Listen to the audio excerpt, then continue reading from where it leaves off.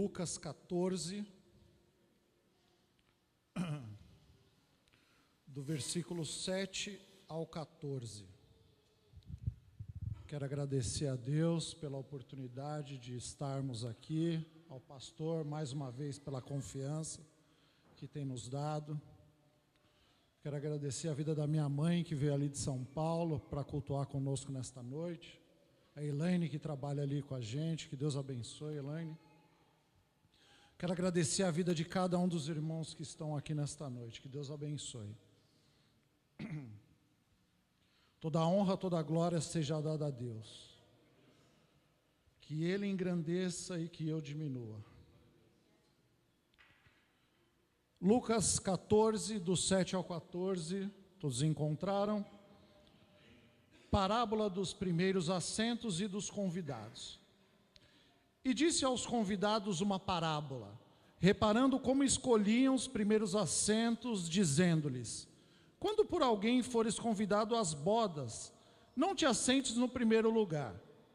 Não aconteça que esteja o convidado outro mais digno do que tu, e vindo que te convidou a ti e a ele te diga: dá o lugar a este, e então com vergonha tenhas que tomar o derradeiro lugar.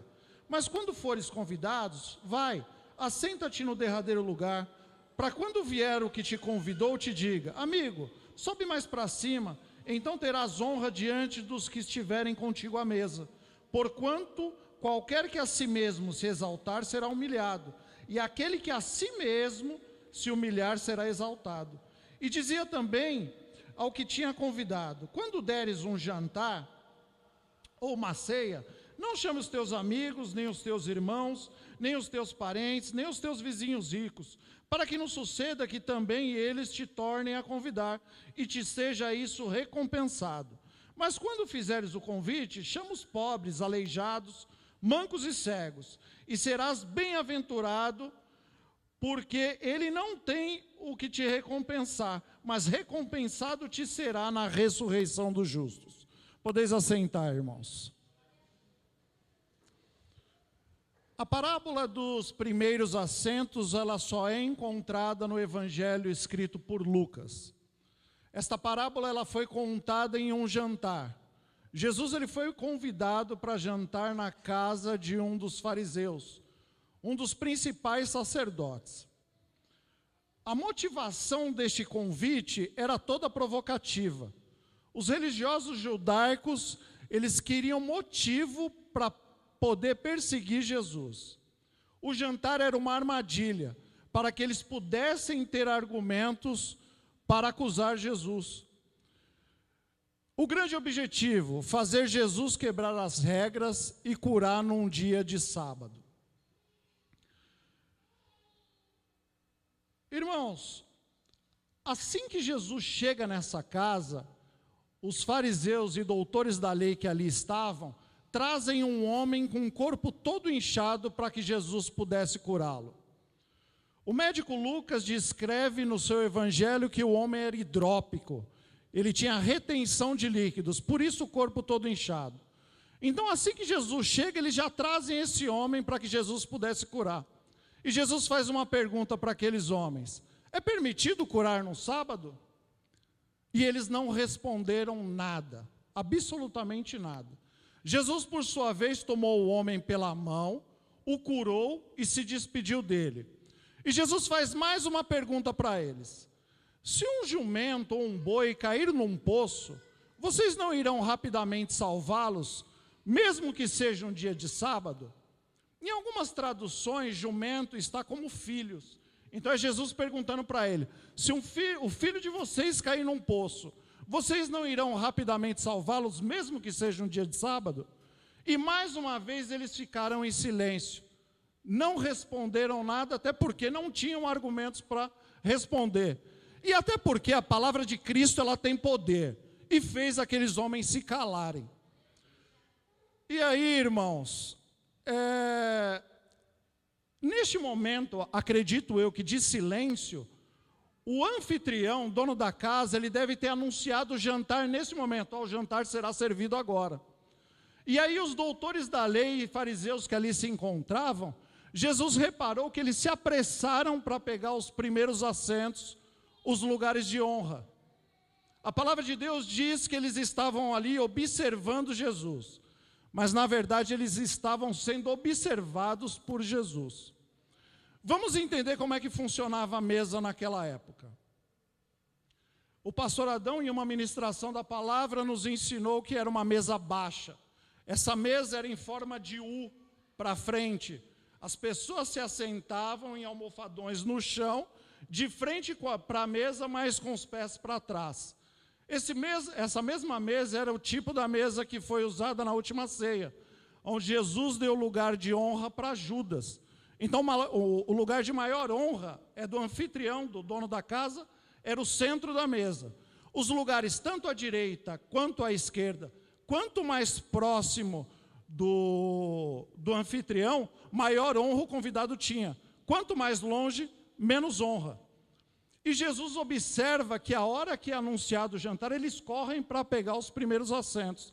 Acredito que Jesus esperou eles se acomodarem e começou a contar uma parábola. E Jesus disse: se você for convidado para uma festa de casamento, o melhor a se fazer é pegar um lugar que seja um lugar que não seja um lugar de honra, que seja um lugar mais afastado, que seja um lugar de menos visibilidade. E por que Jesus ensina dessa maneira? Porque é melhor você estar sentado num lugar mais afastado e o dono da festa, o anfitrião, chegar até você e ver você ali afastado e dizer para você: amigo, que honra poder te ver aqui nessa festa, você e a sua família. Então levanta daí, vem se assentar aqui mais próximo de mim e da minha família, porque é uma honra poder te receber. Do que você chegar na festa, se assentar no lugar de honra, né, nos primeiros assentos, e o dono da festa chegar para você e dizer: colega, será que dá para você levantar daí você e a sua família?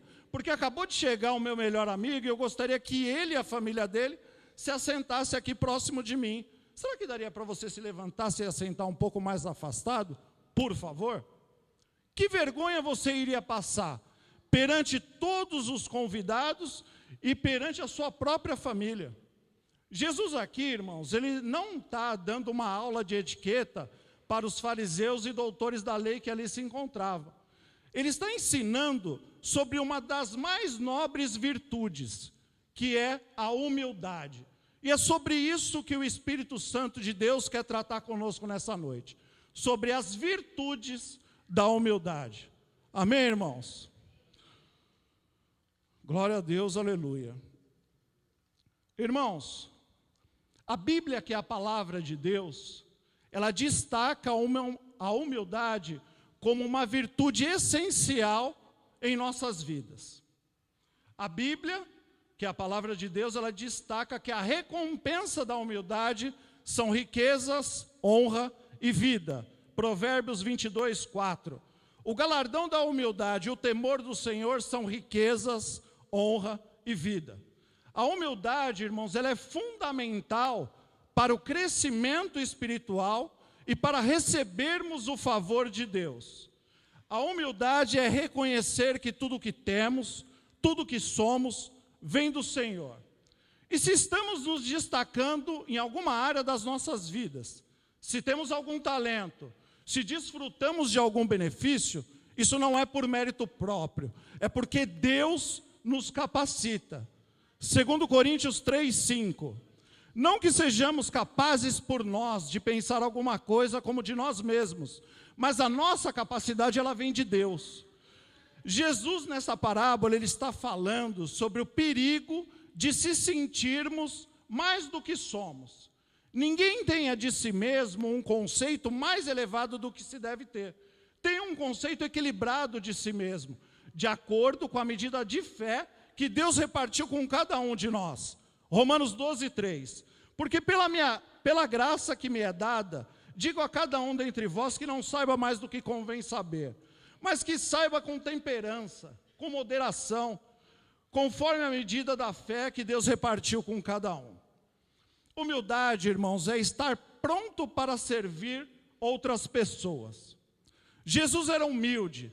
Ele não veio para ser tratado como celebridade, pelo contrário, ele veio para trabalhar para o bem de outras pessoas. Humildade é seguir o exemplo de Cristo. Humildade é ter o mesmo sentimento que houve em Cristo Jesus. E aqui está a confirmação da palavra que o pastor falou no começo do culto. Filipenses 2, do 5 ao 8. De sorte que haja em vós o mesmo sentimento que houve em Cristo Jesus, que sendo em forma de Deus, não teve por usurpação ser igual a Deus, mas aniquilou-se a si mesmo, tomando a forma de servo, fazendo-se semelhante aos homens, e achado na forma de homem, humilhou-se a si mesmo, sendo obediente até a morte, morte de cruz. Jesus nos deixa mais um ensinamento em João 13, 14 e 15. Ora, se eu, Senhor e Mestre, vos lavei os pés, vós deveis também lavar os pés uns dos outros, porque eu vos dei o exemplo, para que como eu vos fiz, façais vós também. E nós devemos aprender dele, que é manso e humilde de coração. Mateus 11, 29. Tomai sobre vós o meu jugo, e aprendei de mim, que sou manso e humilde de coração, e encontrareis descanso para as vossas almas. Humilde de coração. Humilde de coração. Irmãos, eu gostaria de tratar aqui com os irmãos e apresentar aos irmãos 3 pontos fundamentais sobre as virtudes da humildade. E a primeira é: humildade é reconhecer as nossas próprias limitações. Número 2, humildade é reconhecer a soberania de Deus. E número 3, humildade é indispensável na vida de um verdadeiro seguidor de Cristo. Número 1, reconhecendo as minhas limitações ou reconhecendo as nossas limitações. Reconhecer nossas limitações é reconhecer que somos fracos e que cometemos erros. Reconhecer nossas limitações é não se considerar superior a ninguém. Acima de tudo, ter uma atitude de aprendizado contínuo. Estarmos sempre dispostos a aprender. Até com aquelas pessoas que a gente acha ou acredita que tem menos conhecimento do que nós. Porque é com essas pessoas que nós vamos mais aprender. E o melhor lugar para nós exercitarmos isso, irmãos, é aqui dentro da igreja. É aqui neste altar. Porque é aqui neste altar que uma pessoa menos instruída ensina uma pessoa mais instruída. Não desmerecendo, mas é aqui que um servente de pedreiro ensina um juiz, um letrado. É aqui que uma dona de casa ensina uma doutora, médica, advogada. Então, o melhor lugar para nós exercitarmos esse aprendizado contínuo, estarmos sempre dispostos a aprender, é aqui dentro da casa do Senhor. Reconhecer os nossos limites e nos colocarmos na dispensação de Deus, nos liberta como nenhuma outra coisa o faz. E por quê? Porque a fé no reino submete as nossas limitações ao ilimitado Deus. Nas mãos de Deus, as minhas limitações, as minhas restrições se tornam forças. O apóstolo Paulo, ele declarou que o poder de Deus se aperfeiçoa em nossas fraquezas. 2 Coríntios 12, 9 e 10. E disse-me: a minha graça te basta, porque o meu poder se aperfeiçoa na fraqueza. De boa vontade, pois me gloriarei nas minhas fraquezas, para que em mim habite o poder de Cristo. Pelo que sinto prazer nas fraquezas, nas injúrias, nas perseguições, nas angústias, por amor de Cristo. Porque quando eu estou fraco, então eu sou forte. Então reconhecer nossas limitações, irmãos, nos faz confiar no poder de Deus e em sua sabedoria. Em vez de confiar em nossa própria capacidade, devemos confiar as nossas limitações ao Deus ilimitado.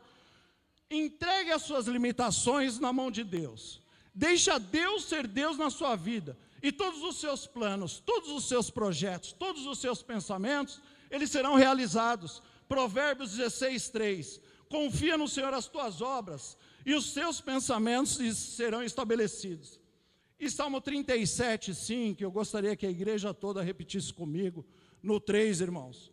1, 2, 3. Entrega o teu caminho ao Senhor, confia nele, e ele tudo o fará. Amém, irmãos?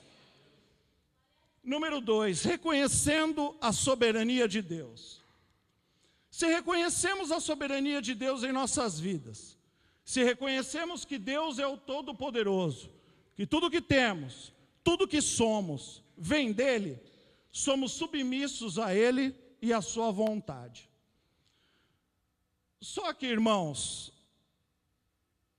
na Bíblia, a humildade não é apenas uma atitude de submissão, mas também uma postura de coração. Aprendei de mim que sou manso e humilde de coração. Então requer de nós essa soberania, reconhecer a soberania de Deus, irmãos, requer uma postura de coração. E não só falar da boca para fora, Deus, Ele é o todo soberano, tudo que eu tenho, tudo que eu preciso, Ele me dá da boca para fora. Nós precisamos ter uma postura de reconhecimento em relação à soberania de Deus em nossas vidas. Porque quando verdadeiramente a gente reconhece a soberania de Deus em nossas vidas, nós conhecemos quem nós verdadeiramente somos. E quem você é, irmãos? Qual é o seu valor? Qual é o meu valor? Seguindo as palavras do apóstolo Paulo, em Romanos 7:24, a parte A do versículo, miserável homem que sou. Ainda tem uma exclamação ainda que é para afirmar essa frase. Em Atos 20:24, a palavra de Deus nos diz assim: mas em nada tenho minha vida por preciosa. Mas em nada tenho minha vida por preciosa, vírgula, contanto que cumpra com alegria a minha carreira e o ministério que recebi do Senhor Jesus, para dar testemunho do evangelho da graça de Deus. Para dar testemunho do evangelho da graça de Deus. Para dar testemunho do evangelho da graça de Deus. Então, irmãos, eu não mereço estar aqui. Eu não mereço a casa que eu tenho, eu não mereço o carro que eu tenho, eu não mereço os 2 filhos que eu tenho, e servos do Senhor, os 2. Eu não mereço os netos que eu tenho, sendo criados em lares cristãos. Eu não mereço a namorada que eu tenho, mulher sábia, né? Mulher de Deus. Eu não mereço a mãe que eu tenho, mulher de Deus, nascida e criada num lar cristão. O meu avô nasceu em 1911 e já nasceu num lar cristão. Então, a minha família é cristã por parte de mãe desde o século passado. Por isso que eu não mereço a família que eu tenho. Mas a graça de Deus, ela me alcançou. A graça de Deus, ela me alcançou, irmãos. E só eu sei de onde eu fui resgatado. Só eu sei de onde eu fui resgatado, irmãos. Então, irmãos, essa graça que me alcançou, Deus permitiu eu ter a família maravilhosa que eu tenho. E hoje eu posso declarar aos irmãos que eu e a minha casa servimos ao Senhor. Pela graça, irmãos, Deus permitiu eu estar aqui hoje, ministrando a palavra de Deus nesse altar. E quem sou eu na fila do pão? Deus permitiu eu estar aqui neste altar, Ministério Hope, presidido pelo nosso pastor Adão de Santana, que foi pastor do meu pai e da minha mãe quando vieram de São Paulo. O primeiro pastor que minha mãe e meu pai tiveram aqui nessa cidade foi o pastor Adão. E o meu pai, ele sempre honrou o pastor como pastor e como amigo pessoal, porque ele sempre falou, tanto ele quanto minha mãe, sempre falou muito bem do pastor.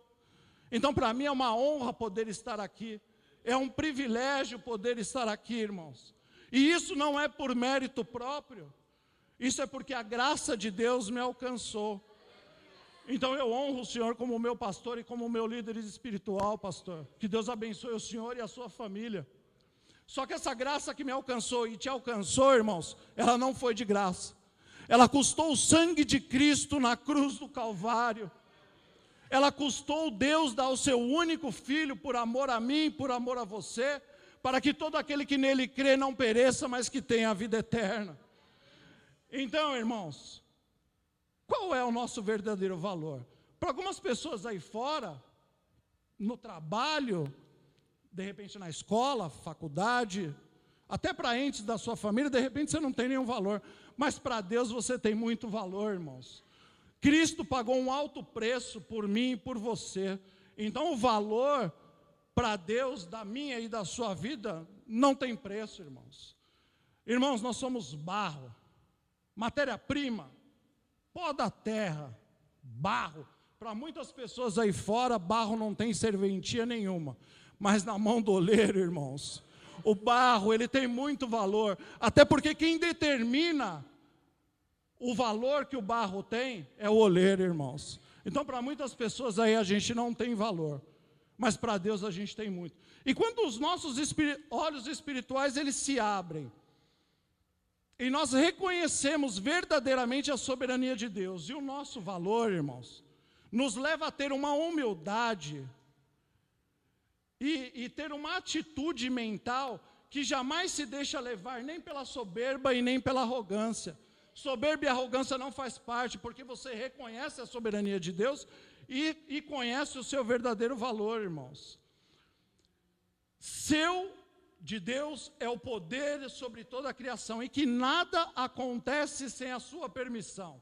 Nada pode impedir Deus de cumprir os planos que Ele tem para a minha e para a sua vida, irmãos. Por quê? Porque Deus é soberano, Ele é rei, a autoridade suprema sobre tudo que existe e sobre tudo que acontece.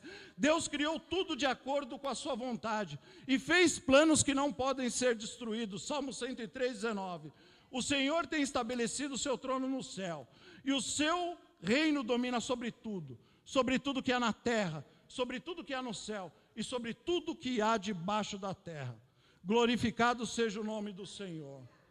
A Ele a honra, a Ele a glória, porque dEle, por Ele e para Ele são todas as coisas, irmãos. Esse é o significado da soberania de Deus. Número 3, a humildade é indispensável na vida de um verdadeiro seguidor de Cristo. Jesus nos ensina assim, Lucas 22:27. Pois qual é o maior? Quem está à mesa ou quem serve? Porventura não é quem está à mesa? Eu, porém, Jesus falando, entre vós, sou como aquele que serve, servo humilde. Jesus, ele também nos ensina, se você quer ser o primeiro em alguma coisa, irmãos, seja primeiro servo, humilde. Missionária Grazi, na última ministração, na quarta-feira, nos falou sobre a lógica de Deus, que a lógica de Deus é diferente da nossa lógica, que na lógica de Deus os últimos serão os primeiros. Quer ser primeiro em alguma coisa, irmão? Seja primeiro servo. Até porque Cristo, ele não veio para ser servido, ele veio para servir. Mateus 20:27-28. E qualquer entre vós que quiser ser o primeiro, seja vosso servo, bem como o Filho do Homem não veio para ser servido, mas para servir, e para dar a sua vida em resgate de muitos, por mim e por você, irmãos. Servo humilde. Quando somos verdadeiramente servos humildes, irmãos, não nos resta qualquer outra possibilidade a não ser reconhecer que em nós mesmos não há nenhum motivo de vanglória. Pois quando somos verdadeiramente seguidores de Cristo, servos humildes, reconhecemos que a cruz de Cristo é o único motivo de glória. Gálatas 6,14. Mas longe esteja de mim gloriar-me, a não ser na cruz de nosso Senhor Jesus Cristo, pelo qual o mundo está crucificado para mim, e eu para o mundo. O único motivo de glória é a cruz de Cristo. Irmãos, como essa humildade, que é uma virtude, ela é desenvolvida na vida do crente? Através da ação e habitação do Espírito Santo. Essa humildade é uma virtude, irmãos. Não é uma humildade que a gente ouve aí fora. É uma humildade com uma postura de coração, e requer a gente reconhecer as nossas limitações, a soberania de Deus, e entender que a humildade é indispensável na vida de um verdadeiro seguidor de Cristo. Então ela só é desenvolvida, irmãos, para quem nasceu de novo. Porque o Espírito Santo de Deus, ele só habita nas pessoas que nasceram de novo. Então quem não nasceu de novo, não vai ter essa verdadeira humildade que é uma virtude. O verdadeiro cristão, seguidor de Cristo, ele deve seguir o conselho do apóstolo Pedro e revestir-se com as vestes da humildade. 1 Pedro 5,5. Semelhantemente vós, mancebos, sede sujeitos aos anciãos, e sede todos sujeitos uns aos outros, e revesti-vos de humildade, porque Deus resiste aos soberbos, mas dá graça ao humilde. Deus resiste aos soberbos, mas dá graça aos humildes. Deus abate os orgulhosos e soberbos, irmãos, mas sustenta com a sua graça aquele que tem um espírito humilde. O apóstolo Paulo, ele também exorta aos verdadeiros seguidores de Cristo, a tudo que for fazer, irmãos, não fazer nem por ambição, nem por vaidade, mas tudo que for fazer, faça por humildade, principalmente na obra de Deus, irmãos. Filipenses 2:3, nada façais por contenda ou por vanglória, mas por humildade, e cada um considere os outros superiores a si mesmo. Voltando no Lucas 14, versículo 11, porquanto qualquer que a si mesmo se exaltar, será humilhado, e aquele que a si mesmo se humilhar, será exaltado. Muitas vezes a gente tem um entendimento errado desse versículo, irmãos. Muitas vezes nós somos humilhados aí fora, no trabalho, somos humilhados no trânsito, e quando a gente vai contar essa história, eu fui humilhado, mas tudo bem, não tem problema, porque os humilhados serão exaltados. Não é assim que a palavra diz. A parte B do versículo diz, aquele que a si mesmo se humilhar, será exaltado. Não é aquele que foi humilhado, é aquele que se colocar nessa posição humilde. Então, quando você considera os outros superiores a si mesmo, você se coloca nessa posição humilde. Então, é dessa maneira que você será exaltado, se você se colocar nessa posição. O mesmo apóstolo Paulo, ele aconselha os verdadeiros seguidores de Cristo, além de desenvolverem através da ação e habitação do Espírito Santo as virtudes da humildade, desenvolverem outras virtudes. E quais são elas? Misericórdia, longanimidade, benignidade, mansidão, perdão e principalmente o amor verdadeiro. Colossenses 3, do 12 ao 14. Revesti-vos, pois, como eleitos de Deus, santos e amados, de entranhas, de postura de coração, de dentro para fora, de misericórdia, benignidade, humildade, mansidão, longanimidade, suportando-vos uns aos outros e perdoando-vos uns aos outros. Se alguém tiver queixa contra o outro, principalmente dentro da igreja, irmãos, assim como Cristo vos perdoou, assim fazei vós também. E sobre tudo isso, revesti-vos de amor, que é o vínculo da perfeição. Amor verdadeiro, amor desinteressado, amor incondicional, amor não de sentimento, mas de decisão. Eu decido amar o meu irmão, independente se ele me ama ou não. E é esse o verdadeiro amor. Então, irmãos, que nós possamos reconhecer as nossas limitações, reconhecer a soberania de Deus e entender que a humildade é indispensável na vida de um verdadeiro seguidor de Cristo. Irmãos, pode se colocar em pé, mas eu peço para que os irmãos não se dispersem ainda, pois a mensagem ainda não acabou, tem mais uns 5 minutinhos. O grupo de louvor pode... Tem mais 5 minutinhos da mensagem, eu peço para que os irmãos continuem ligados ao trono, amém, irmãos? Irmãos, para finalizar o capítulo 14, Cristo nos adverte que quando for convidar alguém para uma festa, não convide pessoas que possam retribuir o convite. Convide pessoas que não podem te retribuir absolutamente nada. Jesus aqui ele não está criticando de você fazer uma festa, muito menos de chamar sua própria família, seus amigos, não é nada disso. Jesus ele está contando uma parábola e ensinando através dela. E qual é o ensinamento? Quando repartimos os nossos recursos com quem não tem nada a nos oferecer ou nos recompensar, nós, irmãos, vamos desfrutar do grande privilégio de contemplar a alegria no olhar de quem está sendo abençoado por nós, irmãos. E nós vamos poder viver as próprias palavras do Senhor Jesus, que disse, mas bem-aventurada coisa é dar do que receber. A mensagem de Jesus é, não se isole das necessidades das pessoas. Faça o seu melhor para todo aquele que não pode te retribuir ou te recompensar. No dia que fizermos isso, certamente estaremos fazendo para Deus. E estaremos vivendo a virtude da humildade, irmãos. Todas as nossas intenções e ações têm uma recompensa. Mas nós não devemos esperar essa recompensa aqui na terra. Nós devemos esperar essa recompensa na ressurreição dos justos, lá no céu, no tribunal de Cristo, para recebermos o nosso galardão. Por isso, o cristão sábio e humilde é aquele que age de maneira a agradar a Deus e obter a sua aprovação na ressurreição dos justos. E quem são os justos? Os justos são os que foram justificados por Deus, por causa do sacrifício de Cristo na cruz do Calvário, e que tiveram comprovado a sua fé mediante as suas ações aqui na terra.